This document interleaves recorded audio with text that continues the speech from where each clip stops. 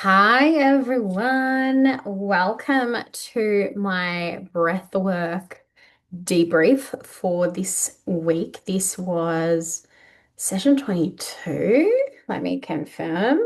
Session 22. Yeah. And this is also the last session of the second term. So the next two breaths that I do will be by myself or joining up with some members of the group. But they're self breathes. So yeah, different experience. Um, so this week has actually been quite an interesting week. A lot came up for me over the weekend, and um, so one of the things that came up for me was um, actually before that, I'd been asking the question of what's in the way of people doing more of what they want to do? What's actually in the way? Like we make excuses, we say time, we say money, we say, all sorts of things. Other people can have that stuff, but I can't have that stuff. And actually, I had a moment where I realized what mine was. And one of my one of my things was actually abandonment. One of the things that was in my way of me taking more um, time to prioritize myself and my needs was abandonment. I abandoned myself. I neglected myself. Um, and I did make a post on it on my socials if you want to go back and find it. But exactly what I said. But yeah, it was basically around abandonment and neglect. So I abandoned myself, essentially, is what I'm saying. And I thought that is what I needed to do when I was a parent to be a good parent, to abandon myself and put 100% of myself into everyone and everything else around me. And then, of course, that's not how it works. And life, was a big struggle. And part of that reason was because I wasn't putting any time into myself. But anyway, so that was one of the things, one of the pieces of material that came up. The next thing was a pretty big one. So a few breaths ago, I had an intention about belonging, feeling like I didn't belong in my family. And interestingly, my mum has been experiencing this too. Interestingly, with some of the same people that I also was having that experience with as well. But for her, it was mostly the men in her immediate life, not treating her very kindly or respectfully. And she just felt like she was worthless and just didn't belong. And it was really interesting to see that reflected back at me, to see, where I was um, only a few short weeks ago and to see her in that place. And it was a really nice opportunity for me to hold space for her and be there for her and help her, support her through that emotional release. And, and just kind of be there saying, well, not everyone thinks that. Not everyone believes that. I'm right here. I'm telling you that's not true. You're bypassing me being here, me being a support to validate that truth. But that's not true because, hello, I'm here, you know. So that was that experience. There was also another experience. I was printing off my manual for my shadow practitioner program that I'm starting, which is actually today. And I went up to Officeworks and had that printed off. And while I was in the car, I was kind of just talking to myself out loud. I do that a lot. And I was kind of interestingly preparing for a masterclass later that evening that I didn't realize that that's what I was doing. But I was kind of like, well, I've been meaning to take an action and take action on creating an ad from the last intention. And I was like, well, I'll do it today. No, I won't do it today. I'll do it tomorrow. No, I won't do it tomorrow. I'll do it the next day. No, I'll do it the next day. And so I kind of questioned myself. I was like, why am I procrastinating on this? Why am I procrastinating? And also, that snowball effect that comes through. So I kind of set myself up for the masterclass. Um, and one, not only was I procrastinating, but two, I was being very inconsistent with myself personally, and very inconsistent within my business. I show up, I don't show up. I show up, I don't show up. I'm talking about socials. And of course, in my business, I was having fluctuations where I make good money, I make average money, I make good money, I make average money. And so I really wanted to go a little bit deeper into that as well. And one of the things that came up, which is again an intention that I've had previously, was how I feel about myself. And not how I feel about myself in general, but how I feel about myself from a physical point of view, body image point of view. And I went to Alba Hot Springs and I was just paying attention to the judgment that was going on in my head. And, like the dialogue was kind of around, oh, they must be thinking this, they must be thinking that. And the things that you project out, they're actually what you're thinking internally.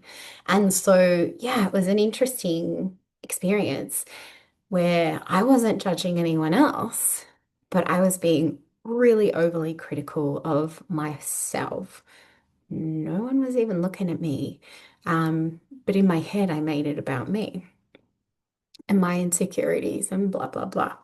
So I had a shitload of material come up for this breathe. So I'll share with you all my last intention from session 21, which was I intend to be confident in business, to ask for sales and bookings with conviction, and be desirable to soul clients and not feel personally rejected in the process if the answer is no. So, like I said, my action from that intention was to create an ad.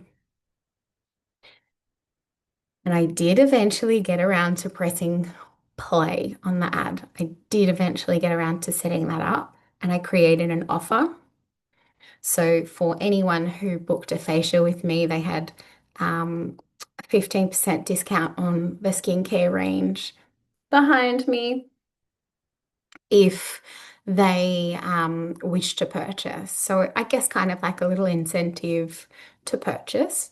If you're going to purchase, this is a great way to do it because you're going to get a discount. Um, Interestingly, I last night um, in our intention setting, I did mention that I actually started the ad, but I also kind of had an intention about it not working.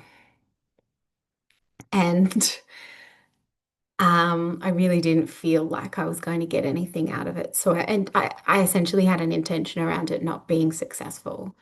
And last night I started getting emails and messages through Facebook, Instagram, and my email about the ad that I created. Obviously, it was just spam, people trying to trick me, saying that my ad was inappropriate. I was using material that didn't belong to me. And if I didn't take this action, which was a link to their thing, putting all my information in, of course, I didn't do that. If I didn't take that action, my whole account would just be deleted. Okay. And and so I was kind of like, oh, I'm going to delete the ad. I wasn't 100% behind it because, as I said, my intention was for it to not be successful. Um, and so I deleted the ad. And then this morning I created a new ad. So same post, but um, same post, same information, but just a slightly different way of doing it. And of course, with a better intention, like this one's going to work, you know? So I mentioned all of that stuff. And I suppose now we can get into my intention for this breathe. So, um, one of the things that really came to me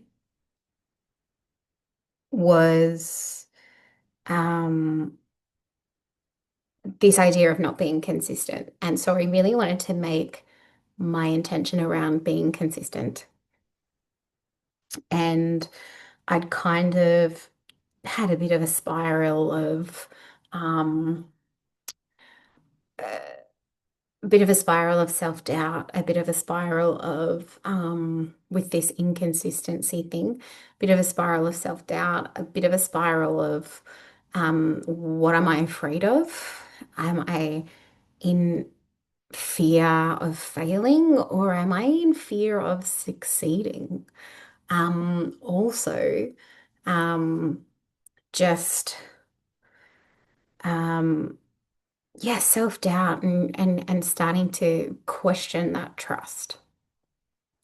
So the intention I created for myself last night was to clear all blocks in the way of me taking consistent action for my highest good and trust that everything is always working out for me.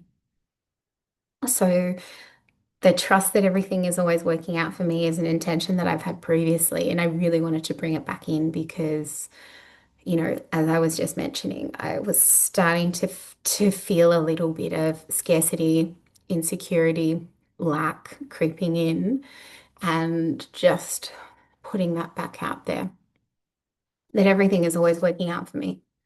Um, and it is. Sorry, I've got a bit of a postnasal drip happening at the moment.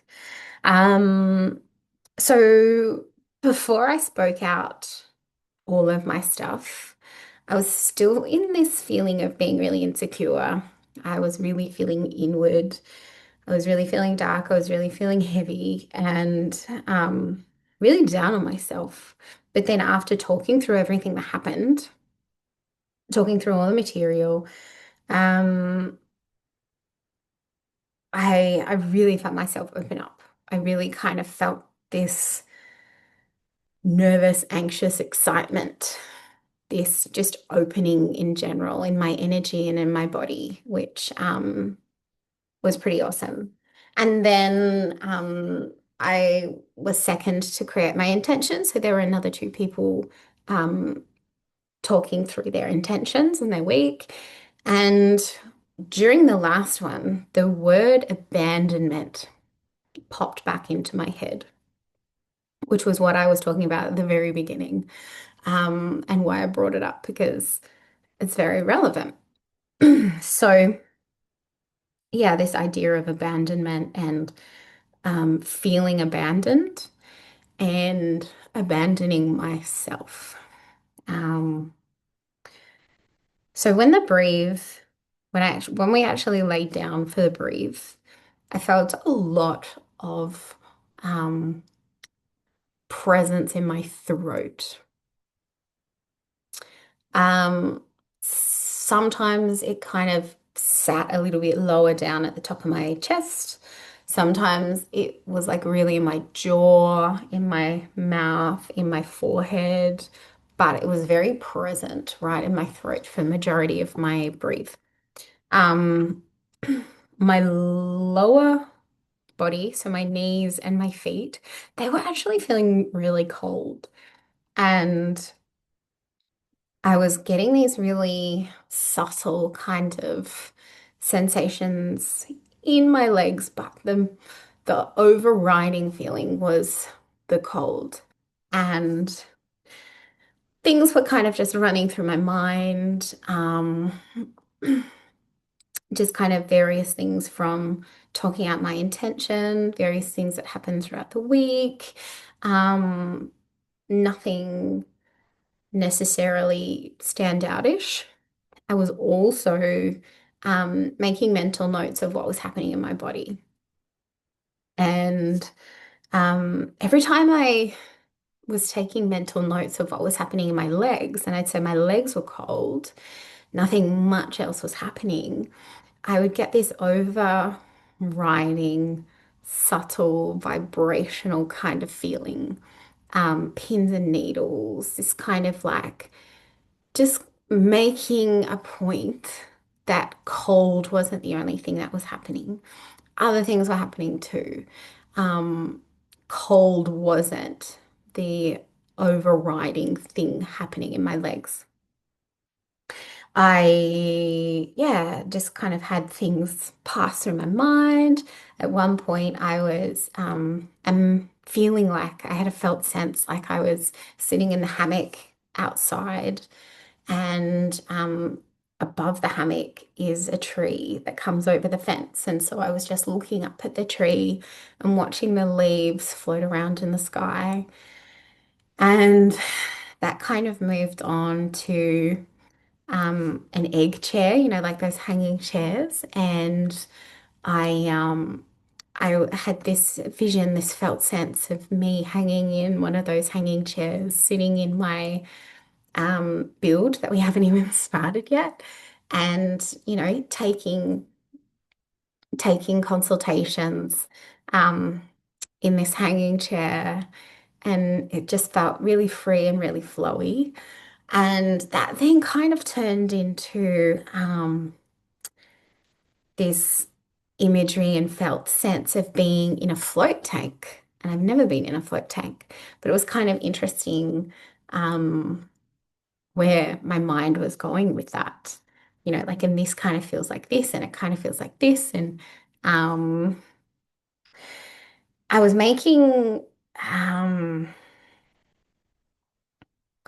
yeah, just kind of things passing and just bringing attention to what was happening in my body. And then I started thinking about my mum again, and I started thinking about something that I'd said to her. And I was telling her about, so I was replaying this part of the conversation in my breath work, and I was telling her about how when I was a kid playing basketball, playing rep basketball, my mum was a bit embarrassing. 14, 15, 16 years old, and your mum's the one in the crowd stomping and screaming, waving her arms, cheering everyone on. And yeah, at that point in time, it was really embarrassing. But, my adult self didn't see that as embarrassing. My adult self saw that as, just someone who was so incredibly proud of me and my achievements, and had so much love and so much, yeah, pride, and was my biggest cheerleader, really was my biggest cheerleader. And her intentions, although some people might not take them the way they are intended, her intentions are so full of love. And, like I was saying, my 14, 15, 16-year-old self thought that was the most embarrassing thing going round. That people knew that was my mum making that, rackets. But the me now, the adult me now, just sees it for what it really is and the intention behind that. And then that kind of brought me to me. And I am the same. I am everyone else's biggest cheerleader, but I am so critical of myself. And I just kind of had this um, prompt to um, just start thinking about all of the things about me that are incredible, all of the things about me that are amazing. And I also had this prompt to write a list of all of these things and pop them in a place where whenever I feel like I'm doubting myself, whenever I feel like I'm down on myself, I come back to this list and I just read it and I reaffirm all of the amazing things that I am. And I actually finished my breathwork session about half an hour before everyone else. And so I had heaps of time to write what happened out and to start making my list of things. And I will rewrite it and pop it on the inside of my wardrobe. Um, the next thing that kind of passed through my mind was um, coming back to that. Well, am I fearing failure or in my business and my personal life when we talk about consistency? Or am I actually fearing success? And this affirmation popped into my head, and the affirmation was, I am successful. And it kept repeating, I am successful. And so I kind of thought, well, what does this feel like in my body? I want to try this on. I want to try and create a felt sense of I am successful. And so I allowed it in, and the whole left side of my body, like split down the middle, the whole left side of my body was loving it. I just felt so warm. I felt so open. I felt so spacious. And it was just this really inviting and exciting feeling in my body. But as I said, only on the left side of my body. And so, um, in a bit of kind of curiosity, the word abandoned popped back into my mind, and I thought, yeah, let's play with this. What happens if I just let go of this feeling of abandonment? Like, what happens? And as soon as I kind of was, talking to myself in my mind, what happens if I just let this go? The other side of my body, the right side of my body, started matching what was happening in the left side of my body. So my whole body was now feeling warm and open and spacious and inviting. And um, yeah, it was just this new reference point, this new felt sense in my body of what success feels like. And I also have some candles behind me. They're empowerment candles. And one of the candles is I am successful. And again, I got another prompt. And the prompt was for me to take ownership of this candle. This is my candle. And it's champagne and strawberries. It's yum. And yeah, I need to burn this intention candle and claim that I am successful. Part of this felt sense in my body. I also I also had a few things that didn't really come back to me until later. And one of those things, which is why I've kind of written it down the end, but one of those things was early in the beginning. Um, I'd already cooked dinner. I had my dinner ages ago. I cooked chicken noodle soup, and I could kind of hear what was happening outside of the room. And one of the things that I thought I heard, and I may not have heard it, was I don't want this dinner. What else is there? And in my mind, I had this really charged sense of anger. And like this expression was like, this always happens. They always do that. I take my time to cook dinner and they always think it's not good enough. And so there was this spiraling of not good enough, not enough, not enoughness in relation to me. I'm not enough. I'm never enough. They always do that to me. And kind of like how I noted that my mum had bypassed me supporting her, standing right in front of her, holding her, and was still putting on this, I'm unworthy, I don't belong, nobody wants me, blah, blah, blah. I call myself in that moment of, well, actually, they don't always do that. I use that word always because it gave me the charge and the response that um, that I wanted, but they actually don't always do that. In fact, they don't often do that. And so, yeah, just picking up that little awareness of um, what I made that out to be, and it isn't true. I was trying to validate my experience by saying they always do that to me. And so, yeah, I caught myself in that moment. Um, of that temporary truth that actually isn't true. But yeah, so that was my breathwork session from last night. And I also want to note after my breathwork session, I had the illumination call with Sam Harlow for the round two call. And we were talking about